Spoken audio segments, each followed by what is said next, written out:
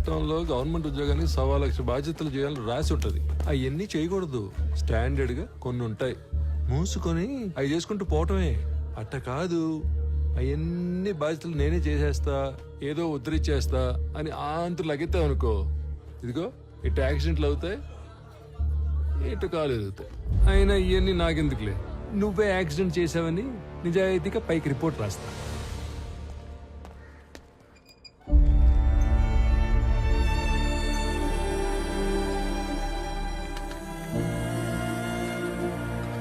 Accident direct గా నీ వల్లే జరిగిందని యాక్షన్ తీసుకోక తప్పట్లేదు.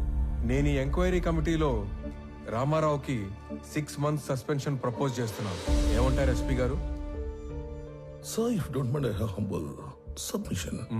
6 months suspension అంటే కొంచెం ఎక్కువని నా ఫీలింగ్. అది అతని ప్రమేయం లేకుండా జరిగిన ఒక accident. Moreover, he helped the people also. So, I propose 3 months of suspension and I request you to consider that. I'm okay with this. Yeah, thank you, sir.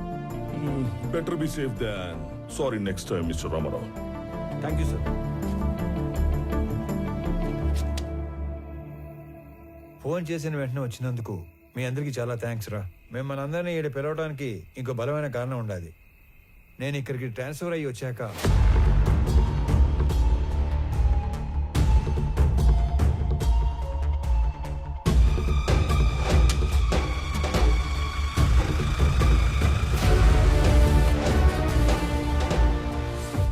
ఆయన కాలంలో ఆ పెద్ద వర్మ మా మెంబర్, ఈడసలు మా మెంబరే కాదు. పండి పండి, ఎవడో మాల్ తోలేవాడి గురించి మమ్మల్ని అడిగితే మేమేం చెప్తాం? మాలంటే మాలంటే రకరకాలు ఉంటాయి సార్, అవన్నీ మాకు తెలీదు. సార్, మాలంటే ఎర్రచందనం సార్. మిస్ అయిన 20 మందికి ఆ మాల్కి ఏదో సంబంధం ఉందని అక్కడే తెలిసింది. అయినా మామ, ఈ మిస్ అయిన వాళ్ళందరూ కర్ణాటక పోలీస్ కస్టడీలో ఉంటారేమో, ఒకసారి చెక్ చేసుకోవచ్చుగా? సలీం, ఆ లిస్ట్ లో ఉన్న వాళ్ళు ఎవరు పోలీస్ కస్టడీలో లేరు, ఆల్రెడీ చెక్ చేశాం. అందుకే నేను దీని రూట్స్ లోకి వెళ్ళాను. నేను మొదటిసారి తిరుపతికి వెళ్ళినప్పుడు శేషాచలం ఫారెస్ట్ తో పాటు చాలా చోట్ల తిరిగి స్మగ్లింగ్ గురించి డీటెయిల్డ్ గా తెలుసుకున్నాను.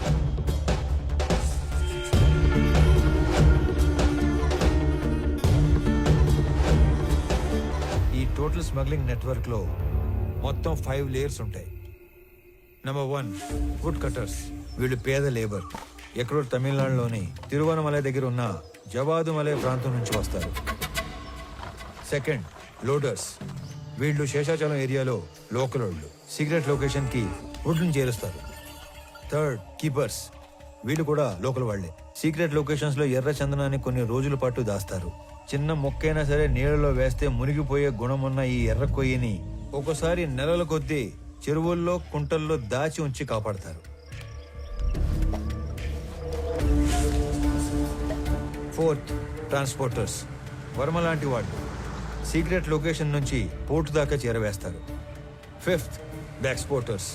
వీళ్ళ కంపెనీల పేర్ల మీద ఎర్ర చందనాన్ని గ్రానైట్, ఫుడ్ లేదా టొబాకో పేరుతో ఎక్స్పోర్ట్ చేస్తారు.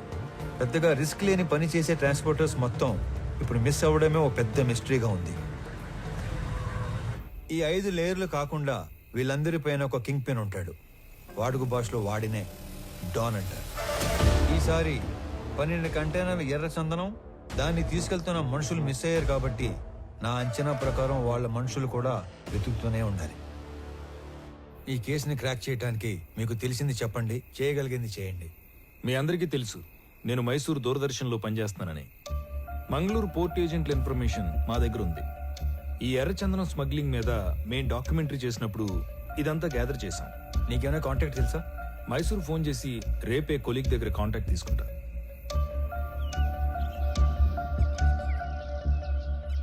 నేను నీకు రాత్రి చెప్పినట్టుగానే మా ఆఫీస్లో కొలీగ్కి ఫోన్ చేసి కాంటాక్ట్ తీసుకున్నాను.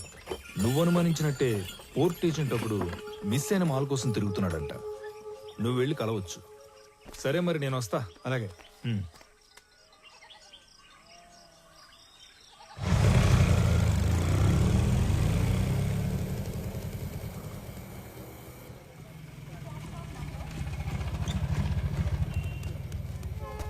స్టాండ్ అని చెప్పి రైల్వే స్టేషన్ తీసుకొచ్చినావు ఏందన్నా? చిన్న పని మీద వెళ్తున్నాను రా, నువ్వు వెళ్ళు. అన్నా ఇంతకీ ఆడికి పోతున్నావు? సురేంద్ర అని నీకు తెలియదులే, అతని మిస్సింగ్ కేసు పని మీద అర్జెంట్ గా మంగళూరు వెళ్తున్నా. ఇంట్లో మాత్రం నేను హైదరాబాద్ వెళ్తానంటే చెప్పాలి, ఓకేనా? వెళ్ళు వెళ్ళు వెళ్ళు వెళ్ళు.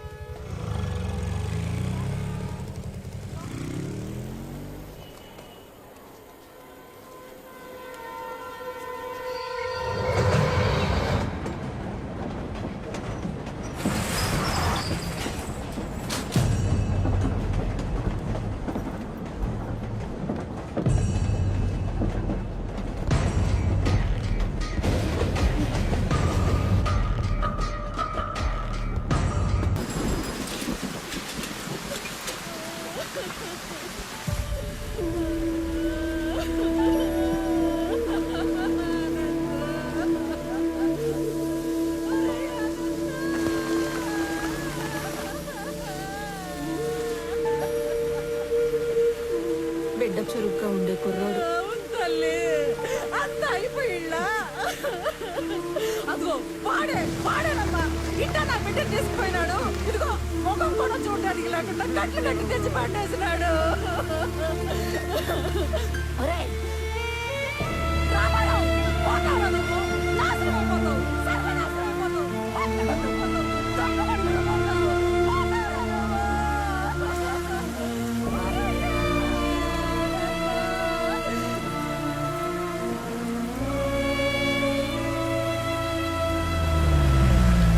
రేయ్, బస్సులో హైదరాబాద్ పోవాల్సిన ఓడివి ట్రైన్ లో మంగళూరు ఎందుకు పోతాండావురా?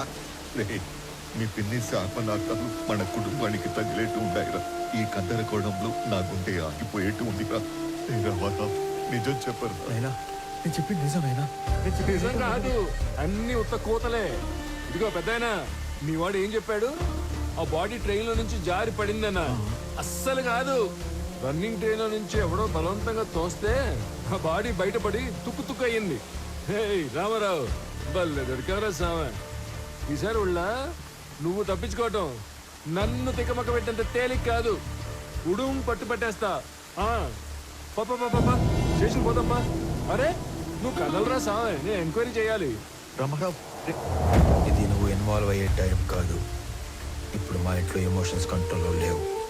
అనవసరంగా నన్ను ఇరకాటంలో పెట్టాల్సిన అవసరం లేదు నీకు. ఉందిగా, అవసరం ఉంది. అవును, అప్పుడు మనం మొదట్లో కలిసినప్పుడు ఏదో చెప్పావు. క్రిమినల్స్ నేరం చేసినప్పుడు దొరకటం కన్నా పోలీసులకి అవసరం ఉన్నప్పుడు దొరకటం ఎక్కువ. అదే మరి. ఇప్పుడు నువ్వు నాకు అవసరం. పాప స్టేషన్ పా. పైగా ఈ జనాలందరూ చూస్తున్నప్పుడు నిన్ను స్టేషన్ తీసుకెళ్ళడం నాకు ఇంకా అవసరం కాదు. వాటన్నిటికంటే ముందు నీకు నీ జాబ్ అవసరం. నువ్వు పుట్టింది ఒంగోలు రైల్వే ట్రాక్ పక్కన ఒక చిన్న గుడిసెలో. మీ తాత మీ నాన్నకిచ్చింది ఆ గుడిసె 6 డజను పందులు. మీ నాన్న నీకిచ్చింది ఒంటి నిండా దెబ్బలు, వీపు నిండా వాతలు. నీకు వచ్చిన జీతం అంతా దాచిపెట్టిన నీ ఆస్తి మొత్తం 9 నుంచి 10 లక్షలు ఉండాలి. కానీ ఈరోజు నీ ఆస్తి దాదాపు 3 కోట్లు. దానికి సంబంధించిన పత్రాలు, పాస్బుక్లు అన్ని డీటెయిల్డ్గా నా దగ్గర ఉన్నాయి. పైగా పిల్లలు లేని మీ దూరపు చుట్టం ఒక పోలీస్ ఆఫీసర్ చనిపోతే చిన్నప్పుడు నిన్ను దత్తత తీసుకున్నాడని ఫేక్ సర్టిఫికెట్ పెట్టి కంపాషనేట్ అపాయింట్మెంట్ కింద ఈ పోలీస్ జాబ్ కొట్టేశావు. ఒక్క రిజిస్టర్ పోస్ట్ పంపితే దాంతో నీ జాబ్ మటాష్. చైతి